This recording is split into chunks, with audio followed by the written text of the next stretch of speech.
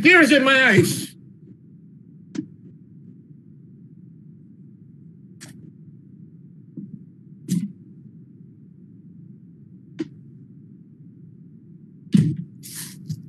So I beg you,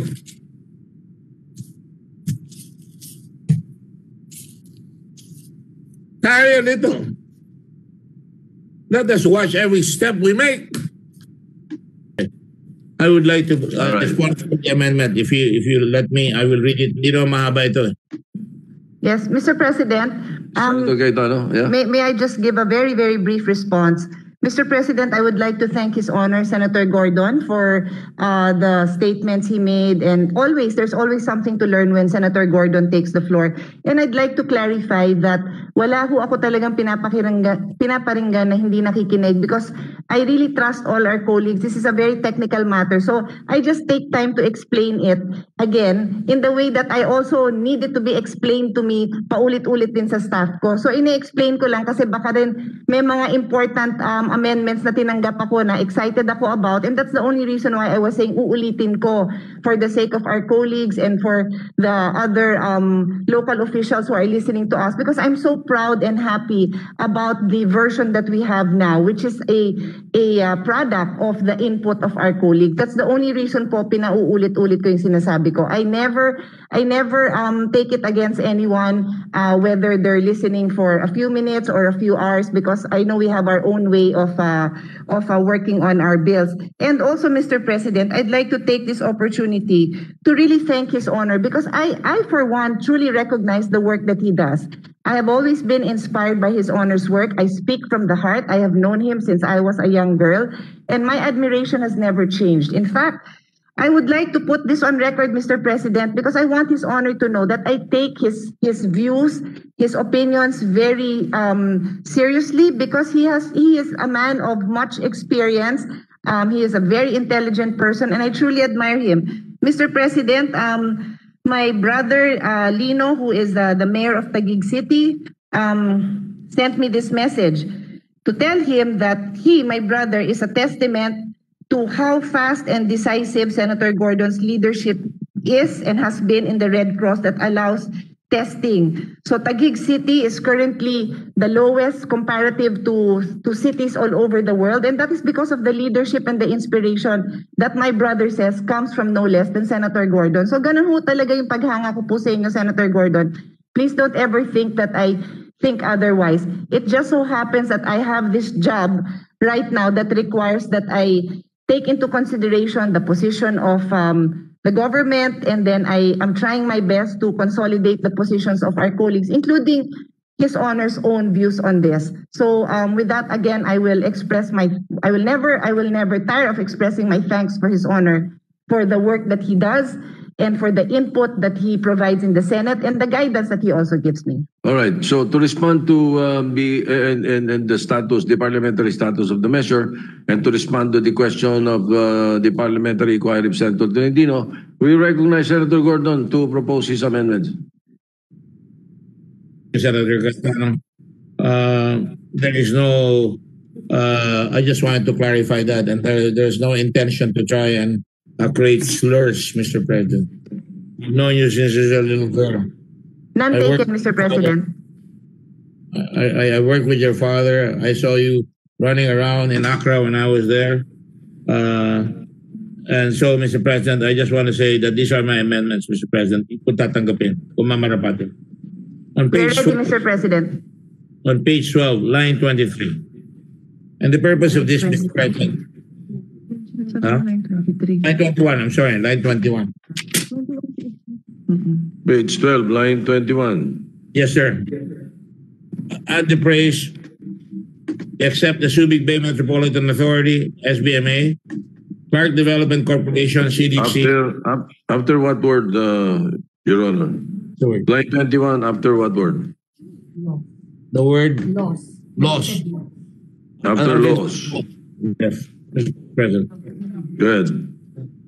And I say, except the Subic Bay Metropolitan Authority, SBMA. Sabayan muna ako. Clark Development Corporation, CDC, Authority of Freeport Area of Bataan. Cagayan Economic Zone Authority, Zamboanga City Special Economic Zone Authority, the Tourism Infrastructure and Enterprise Zone Authority, and if I may just add a little bit, that never saw the light of day because it was held in abeyance for 7 years. The Poro Point Management Corporation, Aurora Pacific Economic Zone and Freeport Authority. Because I believe in the vision of my good friend, si Senator Angara. And unless otherwise specifically exempted from the coverage of this act. Hence, this provision should read as follows. Section 291. Scope and coverage. This title shall cover all existing investment promotion agencies as defined in this code or related laws, except the Subic Bay Metropolitan Authority, SBMA, Clark Development Corporation, CDC, Authority of Freeport Area of Bataan, AFAB, Cagayan Economic Zone Authority, CESA, Zamboanga City Special Economic Zone Authority, ZCSEZA, close parenthesis, Tourism Infrastructure and Enterprise Zone Authority, TIEZA, the Poro Point Management Corporation, PPMC, Aurora Pacific Economic Zone and Freeport Authority, APECO, and unless otherwise specifically exempted from the coverage of this act. That's the first amendment, Mr. President. Yes. Thank you What for does the that. sponsor say? Yes, thank you for that, Mr. President. May I just ask a clarificatory question from His Honor before I respond? Go ahead. Yes, Mr. President, may I just check that, may I get a clear understanding that the point of this amendment is to exempt Subic Bay, Clark Development, and all the other IPAs mentioned from the coverage of the CREATE bill. That is my understanding. Is that correct? It may be said that that is part of it, but the real intention is to keep these zones going, not lose any further investments, and send a strong signal that we will abide by what we have done so that we can get more investments, Mr. President. Okay. So thank you, Mr. President, because let me just read, that section is actually the scope and coverage, no? So the first part of the line says that this title shall cover all existing investment promotion agencies. And then His Honor provided the clause that he wants to exempt these IPAs, no? So, Mr. President, may I ask for a may I ask that we tackle this particular amendment now, but at the same time, considering that this is a policy amendment, it's a policy issue, and His Honor has been kind enough to give us a copy of his amendments. All the other amendments that I've seen are related to this in the sense that it is excluding these IPAs from the coverage. So my response to the amendment would actually cover all the other amendments because those are specific lines introduced throughout the bill that is consistent with this particular amendment, Mr. President. May I get a ruling on that, Mr. President, so that we can proceed? I mean, it's up to the body how they want to proceed, but that is my recommendation because I noted that His Honor's amendments are all related to this particular amendment, which is removing these particular IPAs from the coverage of CREATE bill and the FIRB, Mr. President. Is there no other amendment? The way you read the proposed amendments in your copy, Senator Cayetano, there's no other amendment except... They're all related, Mr. President, although if His Honor can point out others that are not, I am happy to deal with it. But from my and my team's review, they're all related to this provision, this amendment of His Honor.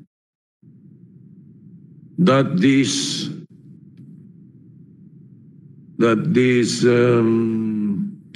IPAs. reports or IPAs be exempted from CREATE? Is that how Yes, it is? Mr. President. Yes. All right.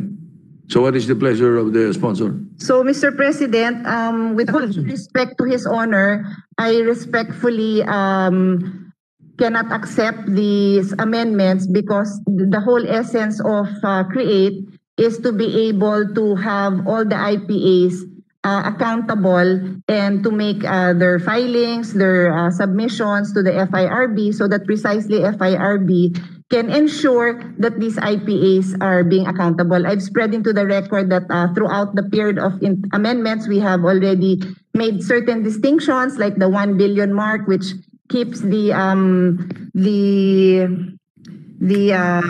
billion investments gives it to the IPAs to handle, but beyond that, it's still the IPAs would still have to present it to the FIRB for the approval. So for those reasons, I respectfully have to decline, Mr. President.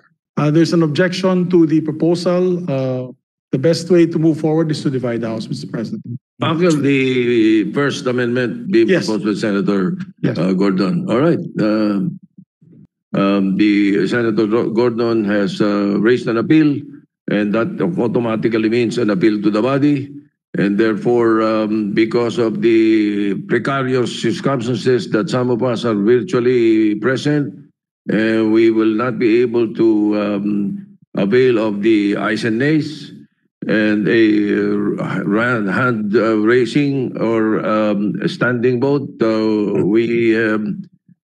chair declares a nominal voting on the amendment. On the proposed amendment. All those in favor of the Gordon amendment will say yes, and those who are not in favor will say no. All right. Are we ready, Majority Leader? Yes, Mr. President. All right. The Secretary will call for a roll call vote. Roll call vote. The Honorable Senator Angara, Binay, No. Cayetano, No. De Lima, De La Rosa, Drilon, Yes. Gatchalian, Go, No. Gordon, Yes. Ontiveros, I Lacson, No. yes, Lapid,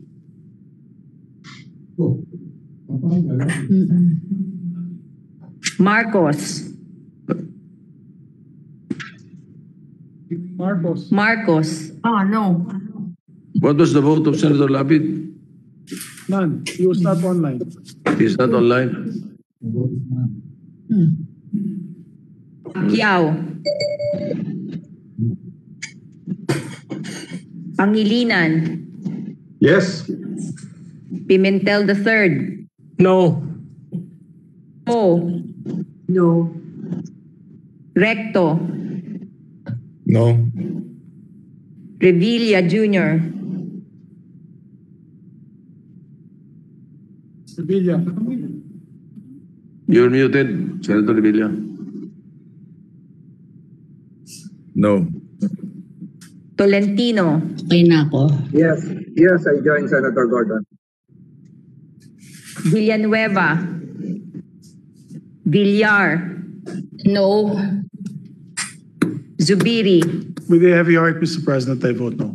the Senate President, Soto III. I vote in favor of the chairperson. I vote no.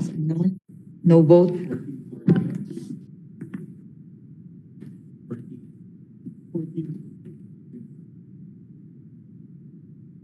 Thirteen, 14 ako. Nag-ano siya? Yes siya. 14-5.